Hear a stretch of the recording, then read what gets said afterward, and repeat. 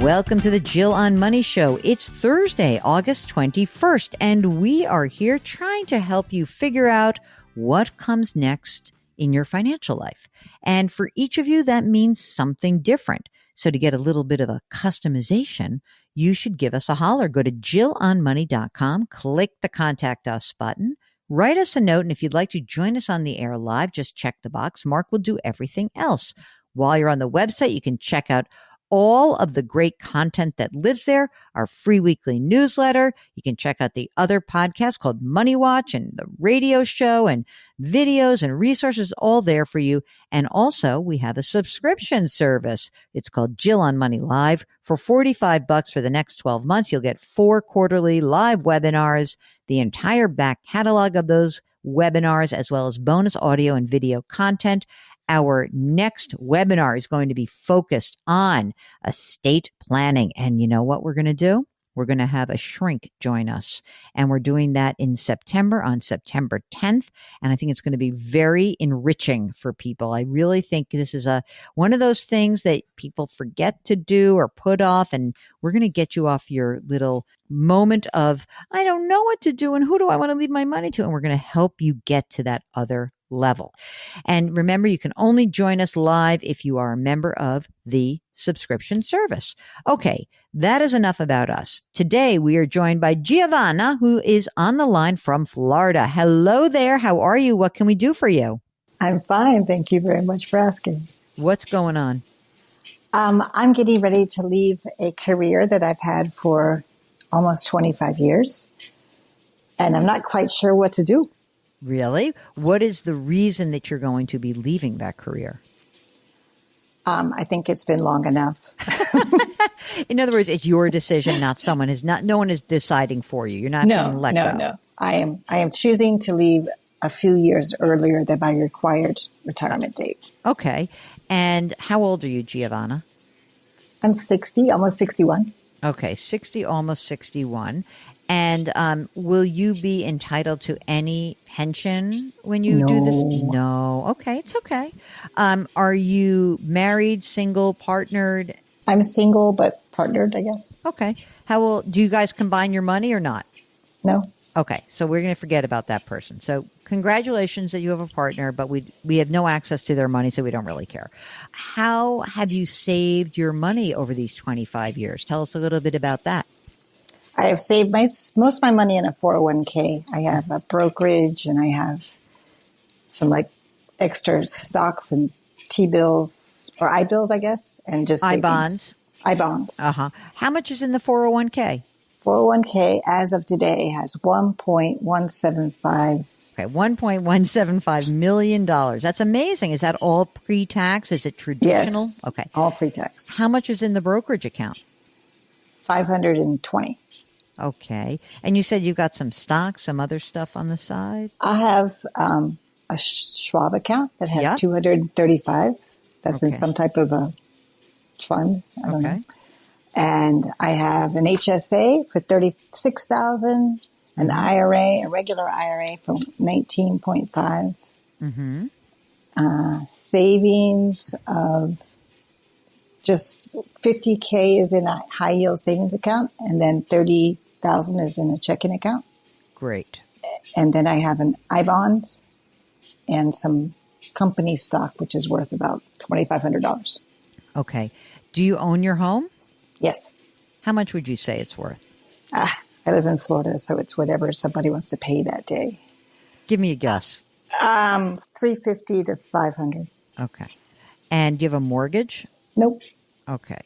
And when you look at your spending right now, even if you and your partner, go away and do your stuff, but what your share of spending is on a monthly basis, do you have an idea about what that is?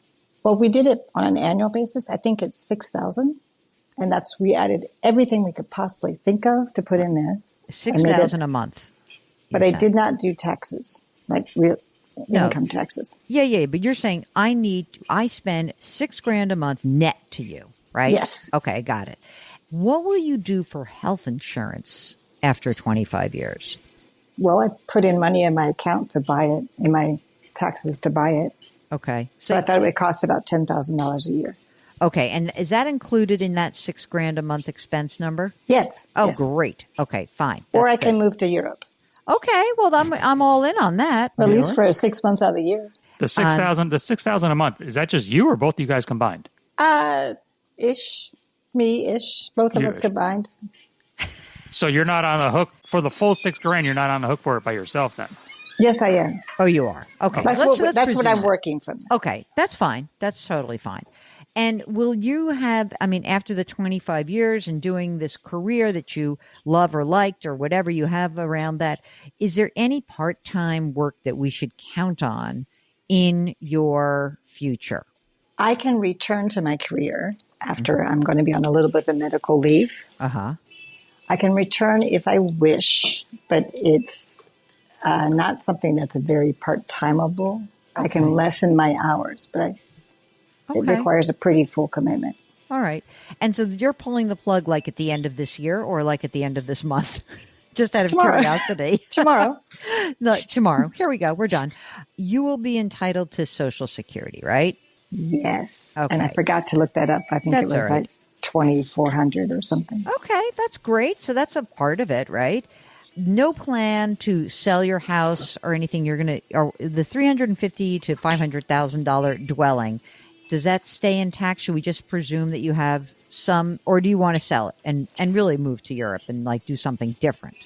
No, I assumed that I would just rent it. I live in a beach community, so I could always take some income from it. Oh, okay. Should we count on that, or do you want to just kind of run some numbers without that?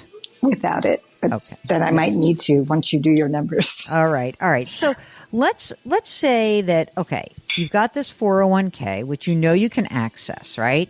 Mm-hmm. So if we have that 401k and we start pulling some money out right now, then we have to do that until you're age 67. And then you'd have to pull a little bit more money out, obviously. a little bit less money out because you'll have your Social Security.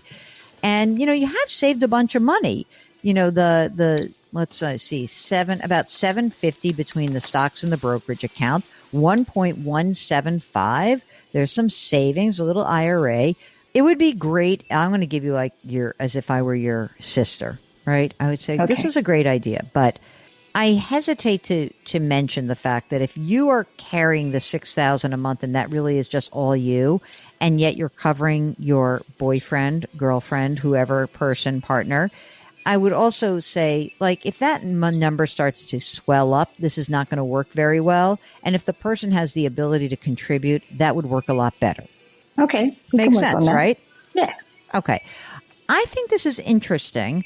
The other idea is that, when I think about having the house, when you look at rental income, that let's say at the end of this year, you're done, and then you rent your condo out. Paint me a picture of what life looks like when you do that. Do you say, okay, I live in Florida, so I have to do it for the winter months. So how much money do you think you could get from renting it out for the winter months? I rented it for $8,000 a month. That makes it so much better. But that's only, that doesn't mean I'd do it every month for $8,000. No. But I'm just saying, is that usually January, February, March? Mm-hmm. So I could, I was figure that if I had it for $4,500 a month, I would be fine. Yeah, listen, any money that rental income will really make this work, especially before you collect Social Security. So if you're willing to do that and leave your beautiful Florida existence for those months and collect that money and figure out someplace else to go that's cheaper, then it really does work a lot better. Are you feeling nostalgic about your 25 years in your career? Yeah. I worked pretty hard to get there, but it's time for someone else to take my position. What a kind thing to say. Actually, that's very nice. Usually people are holding on by clawing their way and holding on as they're, they look like that cat that used to be that old poster. You'll remember this because you're my age, where it would say, hang in there. That's kind of what most people feel like at the end of their careers. You sound very upbeat about it. One question, where do you start taking the money from first? I think that for you would take from your 401k a little bit at a time, because that is money that you're going to have to take out 15 years in the future, and you might as well start getting some of the money out right now. and you'll be in a low tax bracket, so it'll be easy. All right. How much were you earning at, like, as of now? Like, what's your taxable income right now? Probably around 250. Yeah, you'll be in a lower tax bracket. Yeah, but if you're single in 250, that means a lot of your money's being taxed at 32%. Like, it'll be pretty nice and sweet for you. You're going to be like, oh, I'm going to pull. Let's say you pulled. Let's say you took 50, or let's say you took 60 grand a year out of your 401k, right? That hasn't been taxed yet. That would mean that you, instead of paying 32% in taxes, you pay 22% in taxes. That's pretty nice. That would make a big difference. Right? So I think you pull from that 401k. Like 60 grand a year is what I'm thinking. You have to pay a little tax. It's maybe even 70 grand. I like having roads. All right. It sounds good. All right. Very exciting. I'm excited. Send us a picture from wherever you land in those 3 months. It's very cool. All right. Thanks for joining us. Hey, if you're done, if you're ready to call it quits and you're looking for your off ramp, give us a holler. Go to JillOnMoney.com, click the contact us button. Let us know if you want to come on the air by checking the box. Don't forget, by the way, we talk a lot about people who are slowing down. If you're just starting out in your career, we want to hear from you too. I don't want it to just be, this is not a retirement show. It's a money show. So whatever it is you want to do, we want to be there for you. So just go to JillOnMoney.com, click the contact us button, and we would be so happy to help you out. So good, Mark. So fabulous. You can subscribe to us on the Odyssey app or wherever you find your favorite podcast. Please leave us a rating and review wherever you listen. And of course, we ask that you lift someone up. Change your work, change your wealth, change your life. Thanks for listening. We'll talk to you tomorrow.